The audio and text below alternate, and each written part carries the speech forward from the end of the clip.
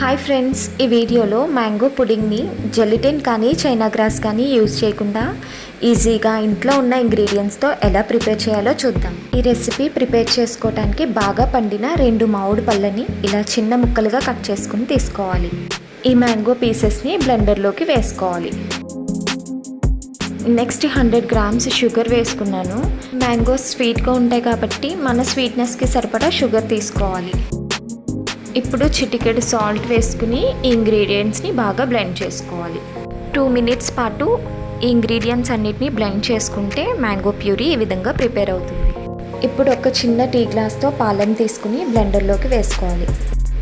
ఇప్పుడు ఈ మ్యాంగో ప్యూరీని 1 నిమిషం పాటు బ్లెండ్ చేసుకొని పక్కన పెట్టుకోవాలి. ఇప్పుడు ఒక చిన్న బౌల్ తీసుకొని ఈ బౌల్లోకి 2 టేబుల్ స్పూన్స్ కార్న్ఫ్లోర్ని వేసుకోవాలి. దీంట్లో సరిపడా పాలను వేసుకుని ఉండలు లేకుండా ఈ కార్న్ఫ్లోర్ మిక్స్ని ప్రిపేర్ చేసుకోవాలి. సో ఈ రెసిపీకి మెయిన్ ఇంగ్రీడియంట్ కార్న్ఫ్లోర్ అండి. ఈ cornflour just 2 table spoons use చేస్తే సరిపోతుంది.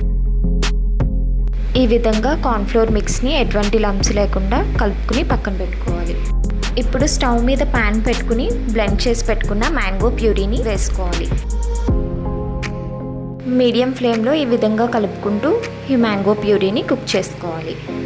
ఈ ప్యూరీ హీట్ అయ్యేటప్పుడు 5 మినిట్స్కి ఈ విధంగా బబుల్స్ స్టార్ట్ అవుతాయి. ఇప్పుడు స్టవ్ని సిమ్కి టర్న్ చేసుకుని ముందుగా ప్రిపేర్ చేసిన కార్న్ఫ్లోర్ మిక్స్ని ఒకసారి లంప్స్ లేకుండా కలుపుకుని మ్యాంగో ప్యూరీని కలుపుకుంటూ ప్యాన్లోకి వేసుకోవాలి. వన్స్ కార్న్ఫ్లోర్ మిక్స్ని యాడ్ చేశాక ఈ మ్యాంగో ప్యూరీని కంటిన్యూస్గా కలుపుకుంటూ ఈ విధంగా కుక్ చేసుకోవాలి.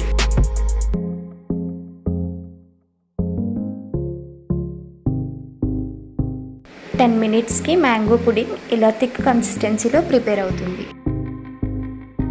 స్టవ్ ఆఫ్ చేసుకుని ఇప్పుడు ఒక బౌల్ తీసుకుని ఈ బౌల్ని ఆయిల్తో కానీ నెయ్యితో కానీ ఇలా కంప్లీట్గా గ్రీస్ చేసుకోవాలి.